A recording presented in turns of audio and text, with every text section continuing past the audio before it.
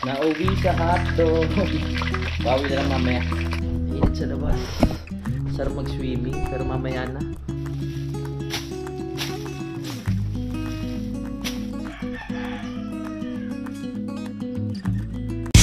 Simulan ng magkulitan kasama si Louie TV. Ay, tanghali na. So, ito kukunin na natin yung kalan na bigay nga sa atin ni Ma'am Mayflor.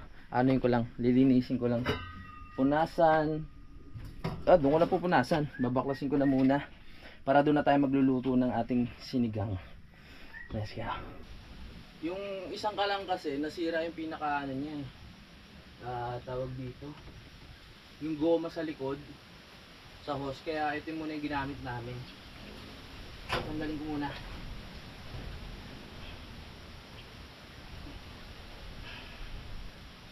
Lipat na natin lutuan doon para sa umaga doon na sila magluluto. Doon na rin kami kakain.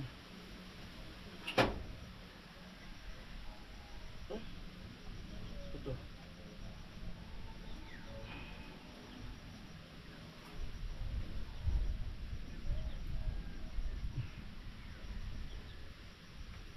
Yan.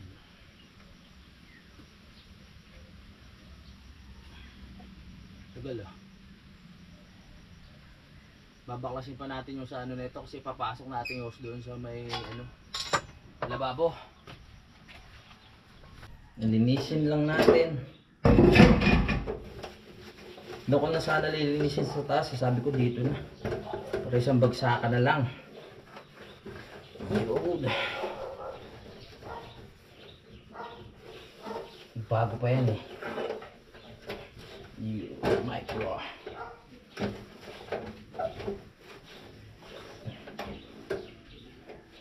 Yes, ano ba tayo? Yan.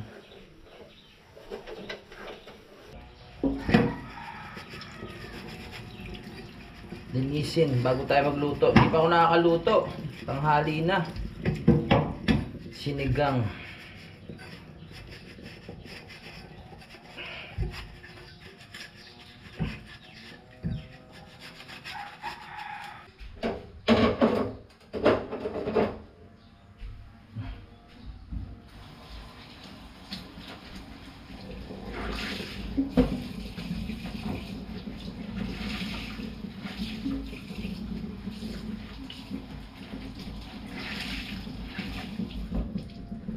Kabit ko lang ulit tong ayun. Nawala na yung goma. Siguro naiwan doon. Nawala na naman yung goma dito.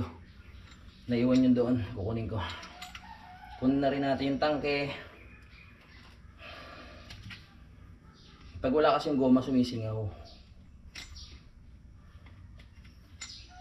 Magsasaing muna ako. Tapos after magsaing, tsaka na ako magluluto. Para habang inaayos ko yung lagayan ng plato, tapos inaayos ko yung setup ng kusina, nakapagsaing na tayo. Mamaya magluluto na lang.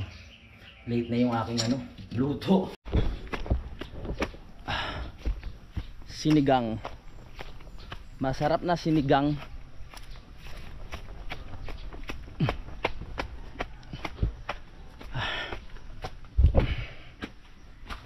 Nawala na naman ata yung goma.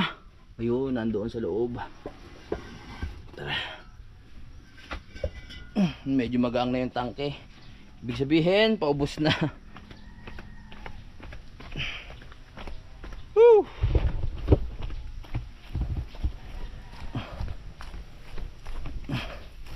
Oh, tabi ka dyan, tabi.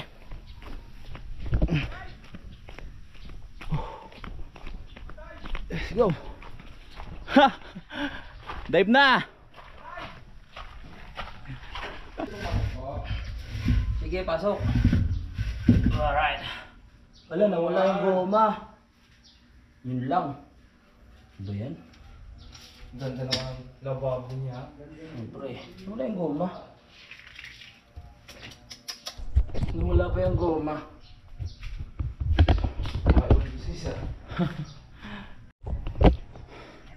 Nagka-problema pa. Imbis na makapagluto, nawala yung goma. Sisingaw yun eh.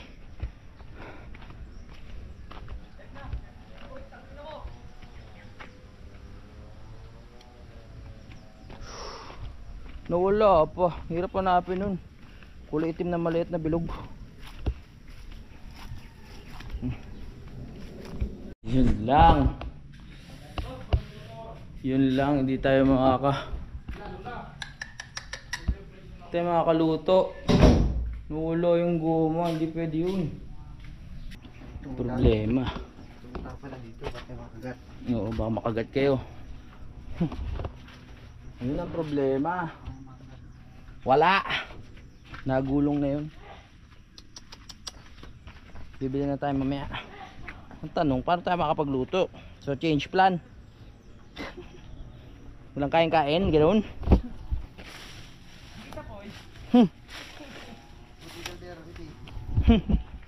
Ay.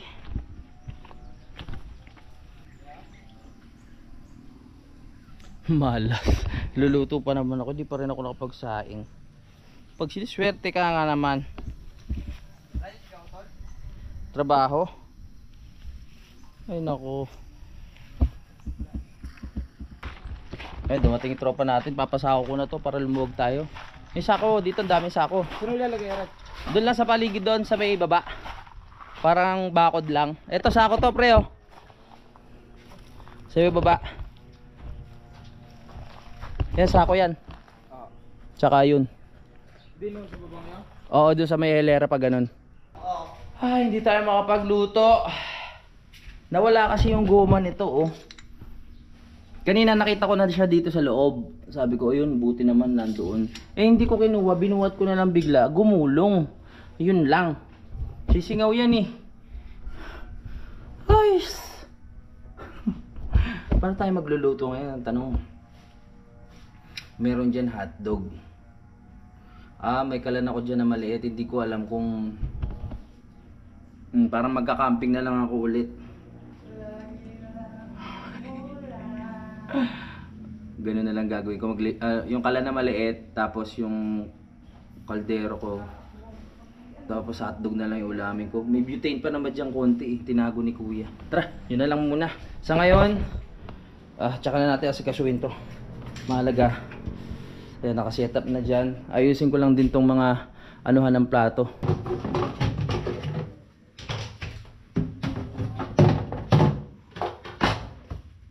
Oho. Nasa ano to eh, 1,034 ata. Something. Tapos ito, lalagyan. Ha? Tubig? Meron, dali. Sana umabot yung butane. Yung butane, kamalas-malasan kung kailan magluluto ako sinigang eh. Inaasahan pa naman nila utol na magluluto ako. May butane pa tayo, kasya pa yan. Dami pa to. Luto na lang ako sa kalan kong maliit. Ito yung ating plato. Ang mga baso saan ko kayo nalagay. Yeah. Tara. Hindi paraan, basta kakain tayo. Yung baso nandito. Yung ang baso. Wow, bago. Ano pa? Tanggalin natin mamaya. Tingnan lang natin itsura. Kutsara, maraming kutsara dyan. Baso. Baso sa taas.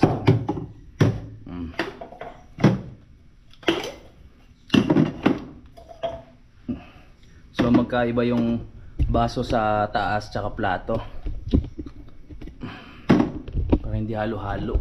Bandang huli, nagsaing na sa kalan na maliit. Ayos yan.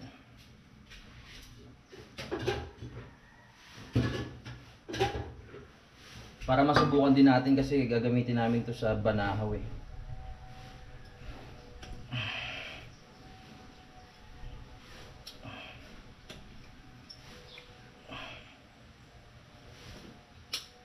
Yan.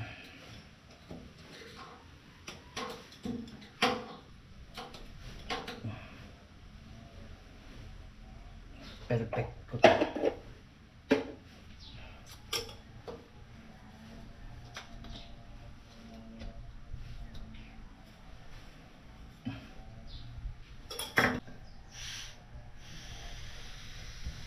Yun! Pwede pa, pwede pa. Good. Boy Scout to maparaan. Pwede naman tayo pwede naman tayo tawag dito, magsinde doon sa magsalang sa may gatong. Kaso lang konti lang naman siya sa iyo.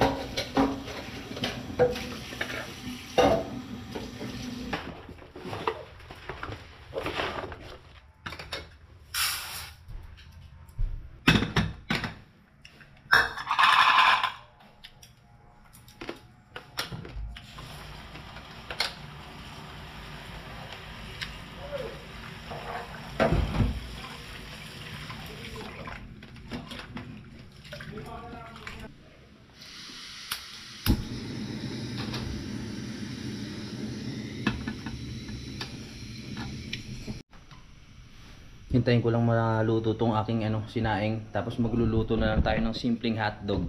Yung sinigang naging hotdog tuloy. Magpipirito na lang ako para mas mabilisan.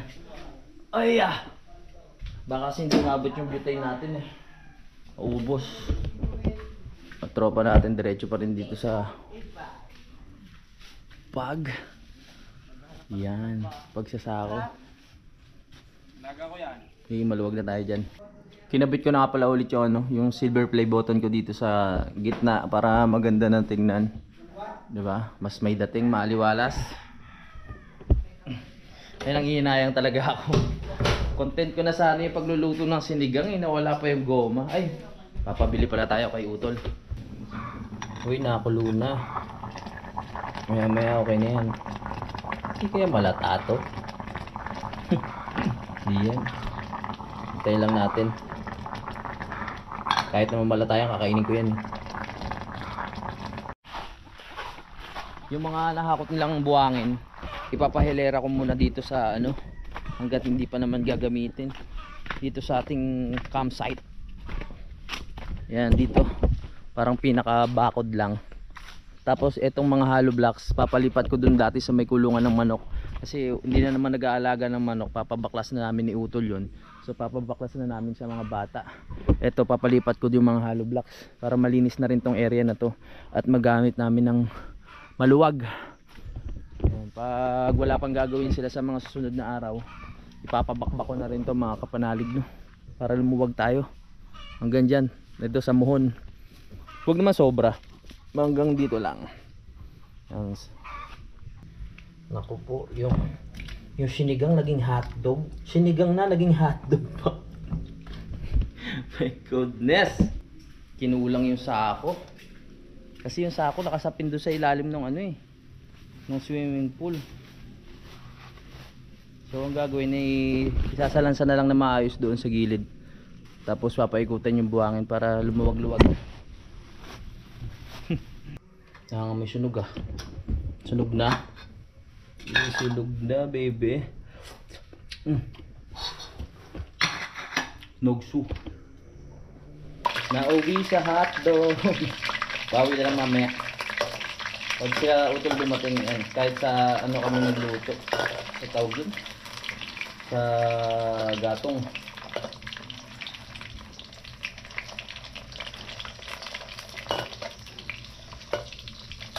Ang ganda-ganda ng plano kong lutuin.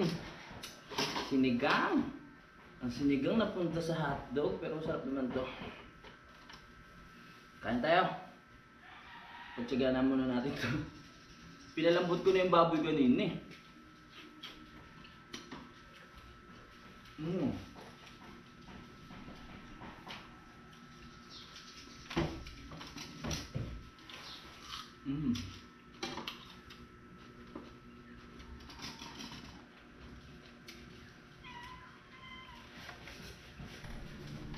Mga simpleng ulam na ganito, sarap na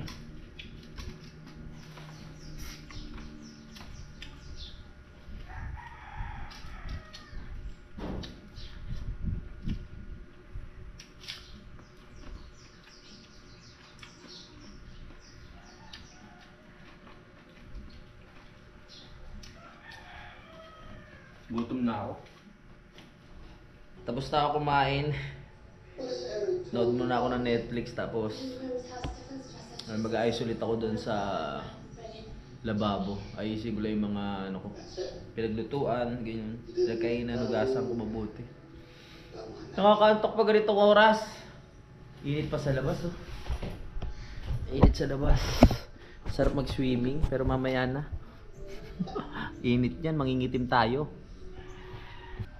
Habang nanonood ako mga kapanalig, unang beses na nagparamdam ulit yung yayay.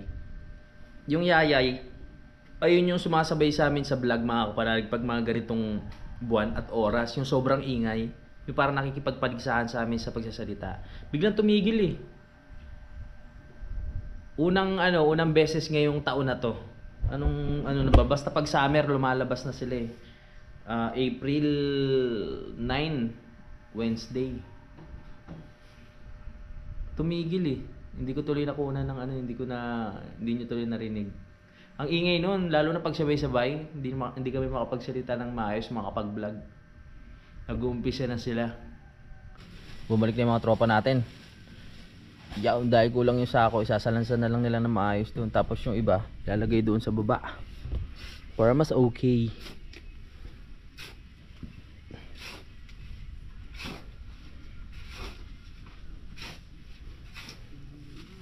Pinatrabaho na natin itong buhangin kasi pag ako mag-isa hindi ko na rin kakayanin ito eh.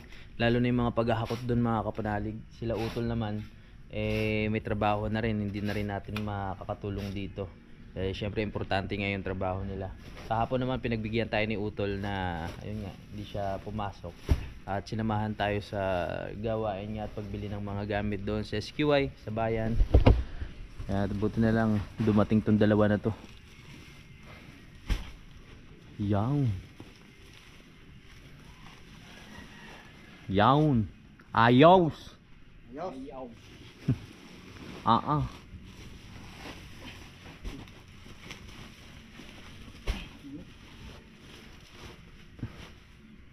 Yun oh, nadali.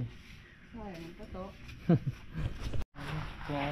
Da, dito. Gagayad ko kayo. Papakita tayo.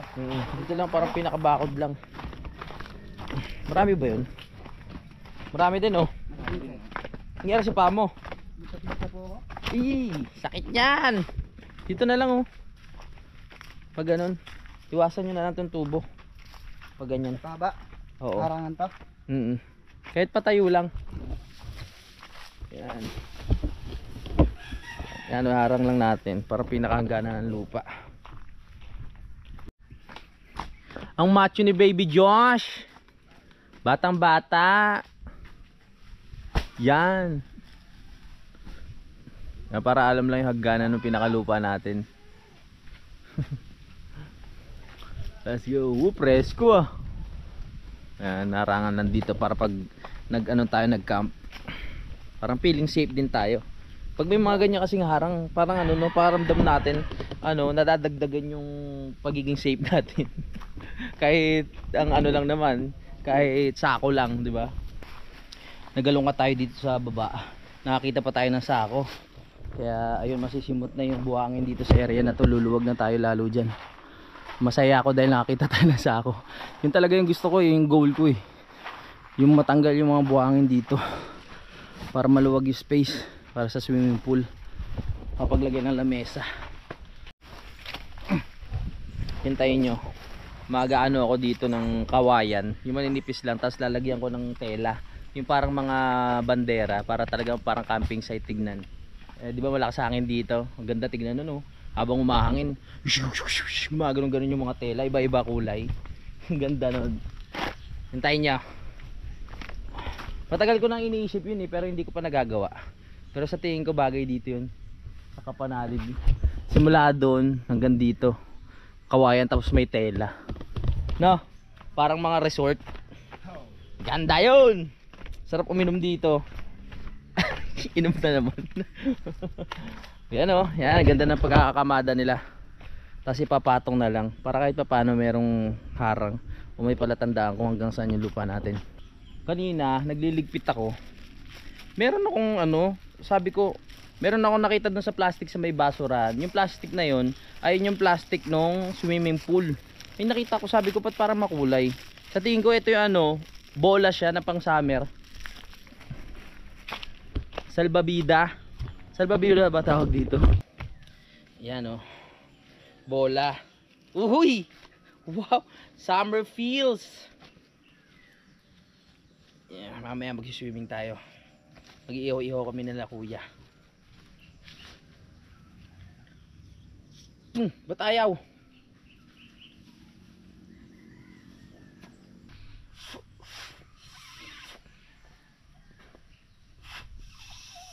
Butas.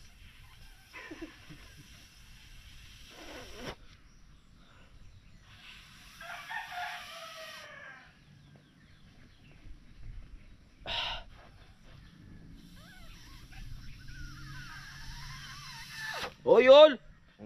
May bola na tayo. Hindi na tayo malulunod sa swimming pool. Summer na oh. Lagyan natin doon. Summer feels. Ganda ng kulay ah. Buti hindi ko natapon. Nakita ko. Pwede tayo maglaro. Okay, mga bata, laro. Okay. So, yung mga tropa natin umalis na eh. Kasi may lakad pala yung isa. Pupunta pa ng Laguna. Ayan, natapos na naman nila. Nagigilid na nila. Pero may sako pa sana eh. Dapat na isalansa na yan dun sa bagay. Sa sunod na lang ulit. Babalik naman daw sila sa mga susunod na panahon. Hindi ko lang alam kung kailan. Hindi ko alam kung kailan sila babalik. Mag-ano muna tayo. Tawag dito. Ako muna yung gagawa. Liligpitin ko lang yung mga kailangan ligpitin dito sa pinaka campsite natin para maliwalas na. Yung mga bote lagay natin doon sa may bandang baba. Magbubuhat ako. Tara, para bumaba yung kinain natin kanina.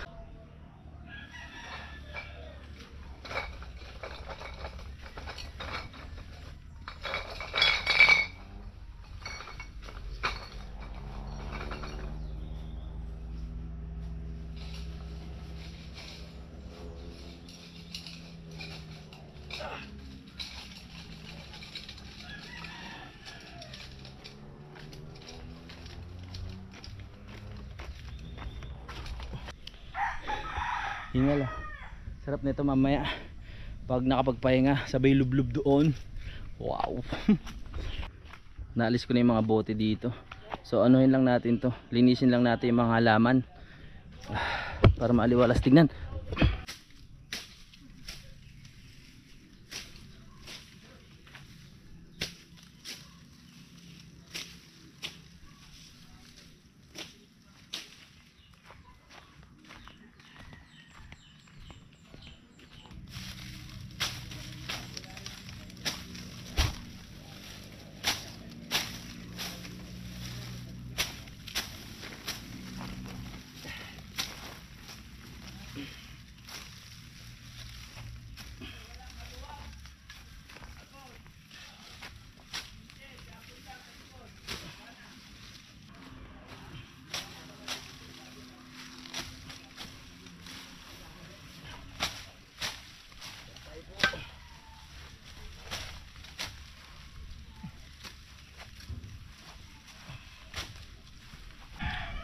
Iniisip ko pa rin kung saan ko ilalagay mga hollow blocks eh, para lumuwag dito.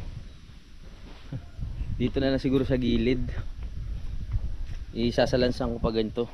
Itong mga kahoy, nung nakaraan nagsunog na ako konti, nag-bonfire kami, kaso ayokong lahatin. Kasi magagamit pa namin to pag nandito yung mga bata eh, para ma-experience nila mag-bonfire.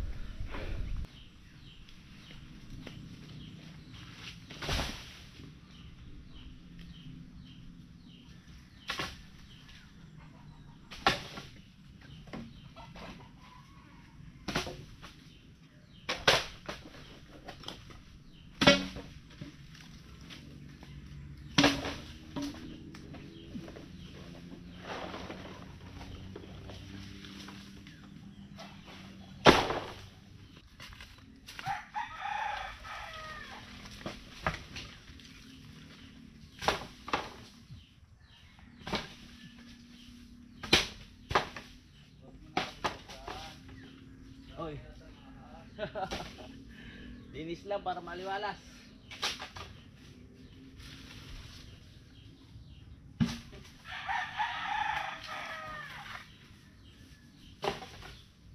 Nahawi ko na yung mga ano dito, mga kahoy. Linagay ko muna dito dahil etong mga hollow blocks, iano ko dyan, ilalagay ko pinakaharang. Yan. Ibig sabihin niya hanggang dyan lang, bawal na lumagpas doon kasi malalim na. Para magkaroon lang ng pwesto itong mga to, gawa natin paraan.